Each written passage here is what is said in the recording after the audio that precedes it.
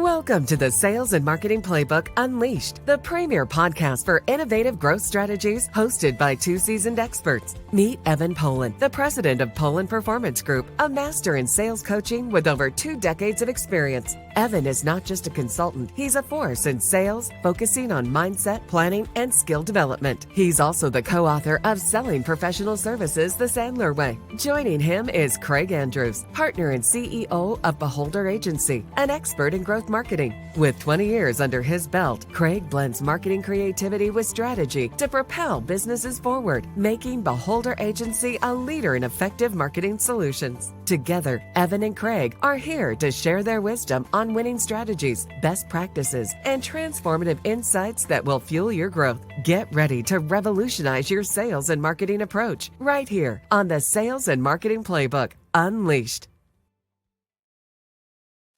And welcome to the Sales and Marketing Playbook Unleashed. I'm Craig Andrews, my partner in crime, Evan Poland. How you doing today, Evan? I'm doing great, Craig. How are you doing today? I'm not doing too bad. Today, in our episode, we're going to be talking about accountability, something that I know that's near and dear to your heart, and is a lot of times what we're put up against the wall to do from a marketing perspective, if you will. Yeah, we are also going to be talking a lot about one of your favorite topics, which is data. Data. And the importance of data in terms of really seeing and getting effectiveness out of your marketing. Absolutely. So today's guest, Mike Strata, is coming to the stage right now. Hey, Mike. Hey, enjoy that drink. Thank you. I appreciate it. Good morning. Good morning. How are you, Mike? I'm doing well. Thank you, Craig. Good. So today we're going to be talking about accountability and, as Evan alluded to, data as well. But before we get started, why don't you give us, our audience, an idea of who you are and what you do? Sure. I'm founder and CEO of Galileo. It's a Chicago-based performance marketing agency, and we've been focused on changing marketing fundamentally from the ground up for the last 10 years. Very good. Very good. So we talked about accountability, and I know in our pre-call, we had a good deep conversation in terms of how marketing agencies are with accountability and data and information. So why don't you give us an idea in terms of traditional accountability metrics or KPIs that marketing agencies would have done and how you guys are different? Yeah, no, this goes back to kind of our origin story. I was sitting at a major financial services institution about 10 years ago, 12 years ago. And we'd gotten done with this long a creative review and campaign. And at the end, one of the members of the C-suite turned to the group and said, great, what was the impact of the bottom line? And I proceeded to watch the rest of us, including myself, kind of hem and haw for the next few moments. And I walked out of that meeting thinking, man, we have to solve this as marketers. We have to be able to answer this question. What is the return on invested capital? And so that is really for us what accountability means. We've been measuring in marketing top of funnel metrics, vanity metrics, click-through rates, conversions, impressions, right? And these are have been the only thing we could report on for the last 25 years. But now there's new levels that are emerging. One of them is in attribution and modeling. And if you can understand what is happening and the economic value of what is happening, then you can predict the future. And that's what interests us most. So companies really want to see that marketing is like impacting the bottom line, and now they actually want proof along those lines.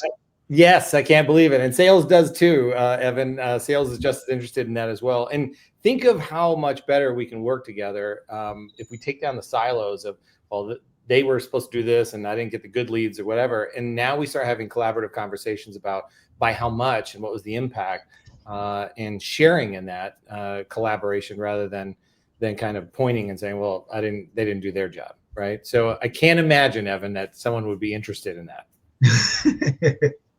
So, we talk a lot about transforming businesses, right? In one of our previous episodes, we talked about analytics from a Moneyball perspective, from the movie Moneyball, and how that can help businesses really thrive and grow. So tell me about how your software helps marketers like myself, and actually sales people and trainers, as Evan is. How could your software help us better? Yeah, so Galileo was really created to incorporate every touch point along the digital process, from the journey, from the top of funnel, the ads that we produce in traffic. Normally what happens today is we'll come up with a great idea. We'll say we think this insight will resonate with audiences. We put it out in the market, and then we get traffic, like these top of funnel metrics, or we get traffic, we get sometimes leads, and then there's this kind of darkness, or this obscured aspect of the journey, and then at the end we have sales, and then we say, well, it must have been the last thing that we did, right? The human component of our biases start to creep in. We say, well, based on the available information and based on this is what was generating traffic, it must be what I have just done that created that success. And oftentimes that's like watching a baseball game and after the first inning saying, well, I know who won, right? And so trying to understand what happened in those innings, and then also having a baseball game that sometimes is 9 innings, sometimes is 4 innings, sometimes is 30 innings, and then presuming what the outcome was based on early KPIs. And so what we decided to do was put in a platform that measured every stop along the way. Every inning is watched, every inning is measured, statistics are drawn, and then inferences are made, not just based on beliefs of what happened or our biases, but we actually count everything, and it gives you the full map. And then you can make economic calculations, and then you can take those forward into predictive modeling and say, well, we can get twice as much return on our invested capital if we just change X, Y, and Z. Does that resonate?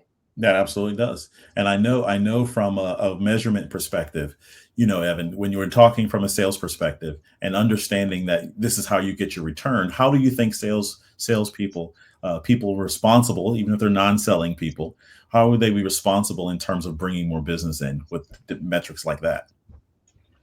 Yeah, it just makes it way easier to know where to focus, where to concentrate. I think all of us like to work smart rather than just working really, really hard. So if we know that, X and Y is 5 times more effective than 1 and 2, if there's any way to throw more into X and Y, why wouldn't we do that? Absolutely. And have it be a win-win for everyone? And again, Mike, you said it before, and Craig and I talk about this all the time. The more that sales and marketing and leadership of an organization can be reading out of the same book, can be on the same page, the more that's going to propel the organization to the kind of results that they're looking for. And I know, so part of that you both mentioned, that's hard work, right? So part of the hard work is getting all the entities on the same page. And with Michael's software, what it allows us to do is basically hold the people's feet to the fire. So if you have a sales rep in a situation who isn't quite performing, but you know that this data allows them to come in the door, that's where the accountability comes in from the software. If you have a marketing campaign that's out there that's not quite performing, one of the things that he was able to tell us was exactly what terms might have been the most effective. Can you go into a little bit more detail in terms of that, Mike, in terms of, I know when we talked, you said term X might be what everybody thinks and everybody's going at it, but technically Y and Z is doing better. Yeah, we're seeing that. And there's 2 aspects of that. And one, I just want to ladder backwards to the first comment you made regarding accountability and feet to the fire. It's a really interesting mindset shift that occurs when you start having conversations around knowing what happened and being able to see it together.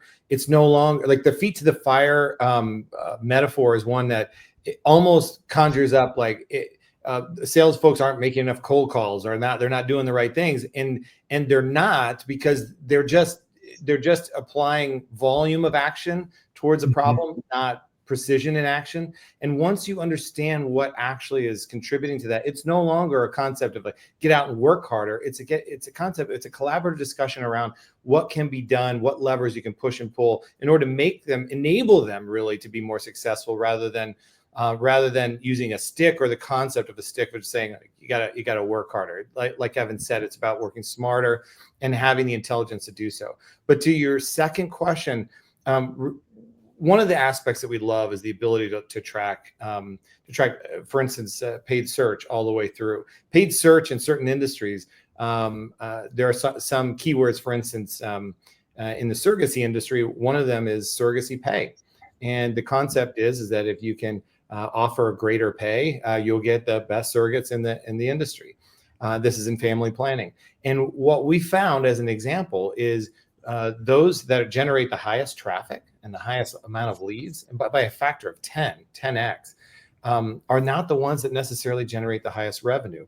You would only know that once you've implemented an attribution system that demonstrates for you what actual keywords are generating revenue. And not only that, but what combinations of content along that journey. It's not just the keyword that does it. That would assume a single touch conversion. This is a 6-month process. It's a mixed, matrixed process. And what we want to know is what are all the aspects that combine for revenue, not just as a single dimension. It's fascinating though, and you're right on, Craig. And Mike, I'm going to ask you a question. I have a pretty good idea of the answer, but I think it'll be good for our audience to hear. What percentage of the time when you talk to an organization are there blind spots? And do they not realize that certain things they're doing that they think are working really well actually aren't? And also the inverse of that. So I'm going to use this like information security. Information security is a continuum, right? There is no fully secure state. There is just a more secure and more than we were yesterday. That is the same for this. There are blind spots in every organization. Every single organization has some aspect that they say, I wish we could just know this one thing. The question is, how big is that blind spot? And in the vast majority of organizations that we speak with, especially, that blind spot is significantly bigger than you would believe. Google Analytics does not provide a very, very robust analytics. Think of it. It's free, right? And it's given to all of us, and we all have used it for since the beginning of time. And yet we're getting crumbs of the intelligence that could be provided to us, just enough that we spend a ton in the most successful business model that's ever been that's ever graced the planet. So that gives you some sense of how inefficient the system is, given that Google has made so much money in the last 15 or 20 years. So that blind spot, to your point, Evan, is enormous. And that what we're trying to do, when I'm at the top, I said, well, we want to fundamentally change marketing. We're trying to drive out that blind spots in the entire system as much as possible, so that we're no longer decisioning based on feel, right? Or the loudest or the most, the person in the room with the most influence, but in order to enable a fact-based decision-making. I love every bit of that. And I think you touched on a couple of points there in reference to, from what we believe, marketing is holistic. So you mentioned the content is very important. The experience that happens through a marketing campaign is important. In terms of when we're talking sales with Evan, we're really talking about, okay, through that experience, how is that data coming back to us in terms of how they experienced it? And then when you add your software on top of it, now we're getting so refined in terms of our information that you can then experiment harder or experiment more on what you absolutely know is working very well. Evan, have you had any situations in terms of this type of software in your space or anything like that? So in my space, it's not as sophisticated, but oftentimes a CRM, a tool tracking people's activity and behavior. A lot of times, much like on the marketing side, on the sales side, people assume, well, we go to this trade show every year, so that must be the best way to generate business. Or, I think we're doing really well in this industry. Mike, I think you said it before. Just because you're getting a large volume of clients doesn't mean that those are the best and most profitable clients by doing something. So one of the things I'll work with my clients from their prospecting plan is looking at, okay, how much money is it costing? How much time is it taking? And then how many opportunities are coming from that? And then how many of those are converting into business? And then is that profitable business? And from a sales perspective, typically before you put in the marketing, there are less factors to manage. But if you're not managing what those factors are, Mike, going back to what you said before, somebody's like, okay, well, you made 100 cold calls and you didn't get results. We'll make 200 cold calls. Well, if if the closing percentage is 0.25% or 0.5%, okay, we can have somebody going from working 35 or 40 hours to working 50 to 60 hours. If that's just closing one more deal, is that really worth the extra push? Or do we need to be looking at other things that we should be doing? that could be more effective, that could be more productive to get us the results that we want to get. And again, if you're not tracking, it's very difficult to predict, to be able to plan if you don't have any data. So from a sales perspective, Michael, tell us how your software can help in Evan's situation there. I know you focus a lot on marketing, but salespeople should benefit from that information that you provide as well. Do you have any input on that? 100%. I mean, look, the entire goal of marketing is to create a product that sells itself. And in this regard, Evan's right on.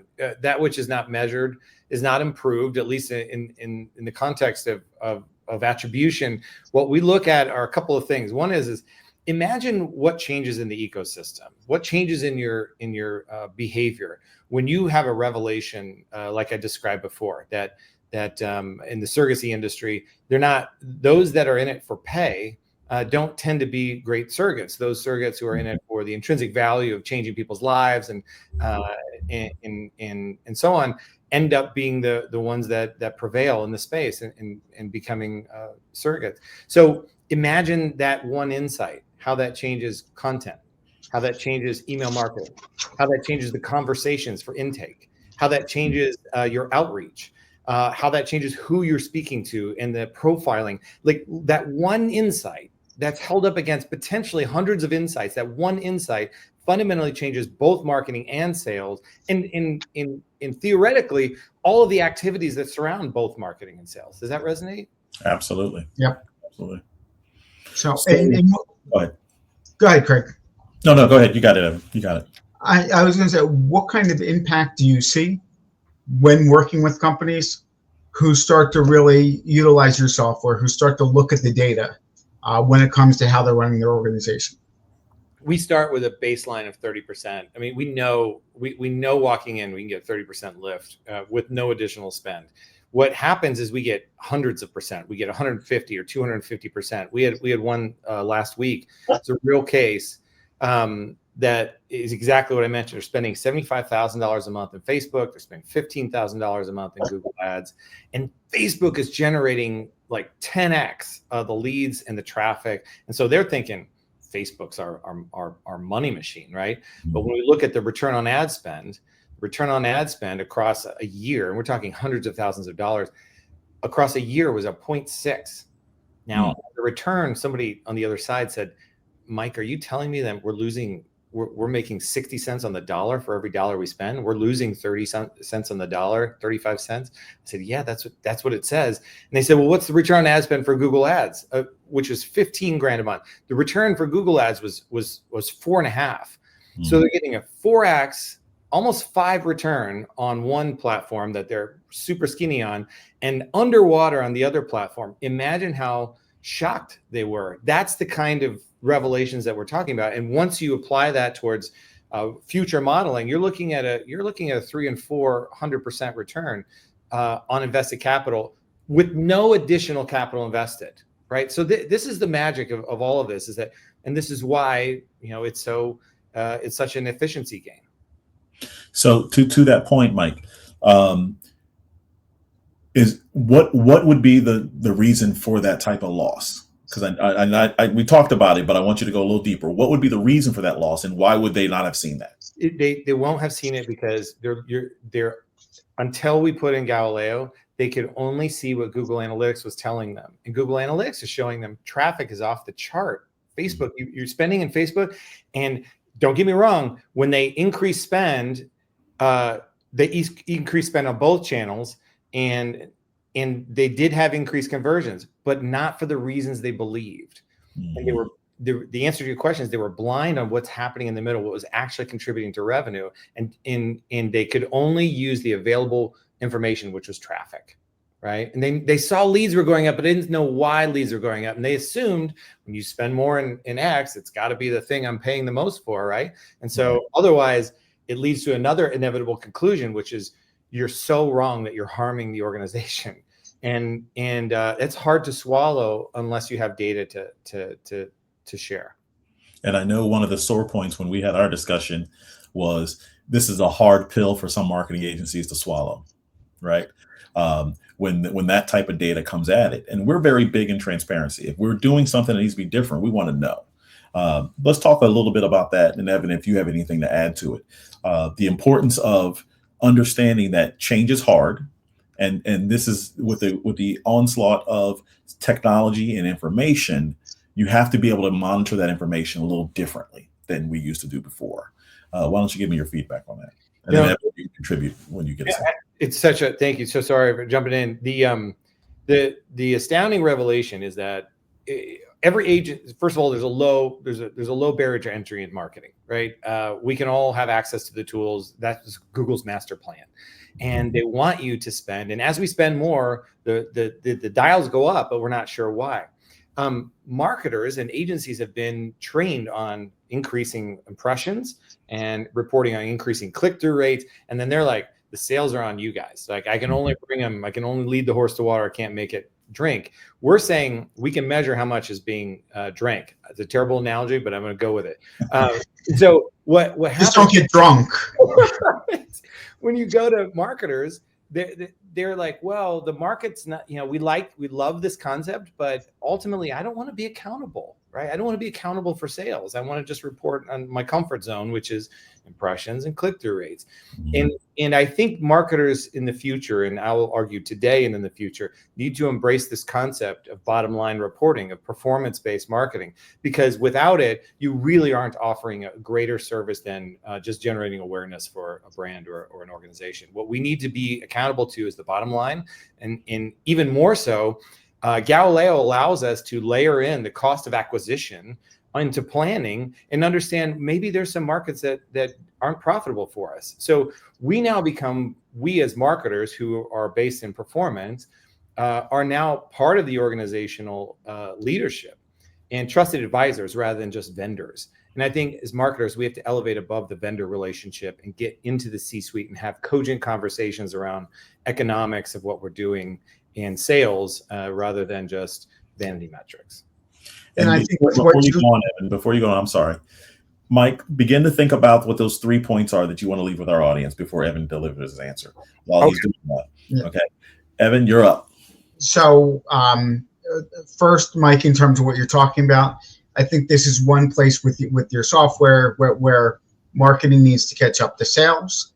Is, because in sales it's very easy when somebody said, well, I've had all these calls, I've made these appointments, I've sent out all these proposals. And my favorite question to ask is, Mike, that's crap. How much do you get paid for a proposal? How much do you get paid to give a quote? Yeah.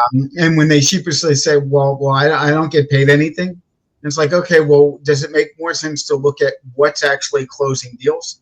And I think with Galileo and with the software you're talking about, it allows marketing to get a lot closer to going, okay, well, it's great that you're getting click-throughs, impressions, all of those kinds of things. But if that's not converting into anything outside of increased awareness, why do we care? Why does that matter? And I would imagine for you, one of the biggest challenges when you're trying to disrupt an industry, change how people are looking at this, is getting people to move out of their comfort zone, to look at things a different way. People who may be used to flying under the radar when it comes to accountability, and now incorporating that may be a barrier and a reason why some folks aren't as excited, because they haven't had to do this before, even if it's best for the bottom line. That's 100%. Yep. And so I'm going to tell you guys, as we promised, Evan and I promised you before, we are the sales and marketing playbook. We are telling you the answers. There are answers out there to help grow your business. And we want to thank Michael. Evan, do you have anything that you want to tell our audience in terms of future shows that we're doing or anything of that fashion? So stay tuned. We're bringing you some additional great guests like Mike. We're going to continue to, over the next couple of episodes, kind of go into our next Subway series in terms of bringing you the content that is really going to help to give you the answers to increase your sales, to help you grow your business. So make sure that you stay tuned. You're watching us on YouTube. You're going to Spotify, Apple, to be able to listen to this great content. Okay, Mike, you have plenty of time now. You're up. The top 3 things that our audience should remember about your software and accountability. Yeah, no, I think I'll start with challenging the status quo. The status quo has led us astray, and is not going to that which brought us here is not going to be what takes us into the future. In this age of AI and then an increased data flow, data is doubling now every 6 months. We have to have processes that can adapt to that and utilize it to our benefit, because you must assume competitors are doing so. So that's number one, is challenge the status quo and ask for more. Two, it's garbage in, garbage out. Remember that you can only use the data that's captured, and data in our ecosystems, even if you have a CRM and it's doing some form of attribution, it's not capturing everything. It's going to be weighted towards its own walled garden, so to speak. And all the major CRMs have some version of this. And so don't assume that they're correct. Go for independent data and make sure you're leveraging it correctly, and embrace it moving forward. I think the marketers of tomorrow are going to be those that are data first, open learning mindset individuals that are constantly challenging that status quo and asking how do we know for sure, and how can we improve the system. So I'll leave it at those three. That's awesome. That's awesome. So again, I'm Craig. This is Evan, and our guest today, Michael Strata. It was a pleasure talking to you guys, and we will talk to you very soon. And you can, again, as Evan referenced, you can see us on YouTube, Apple Podcasts, Amazon. We're actually growing and growing and growing, and we're looking forward to coming and talking to you guys next time. Have a great day. Thank you for joining us on this exhilarating journey through the world of sales and marketing. Remember, the playbook is in your hands, and the possibilities are limitless. Keep exploring, experimenting, and innovating, and watch as your business reaches unprecedented levels of success. Don't forget to subscribe to the Sales and Marketing Playbook Unleashed on all major podcast platforms, and follow us on YouTube, Facebook, and LinkedIn for even more exclusive content. Until next time, keep hustling and keep winning.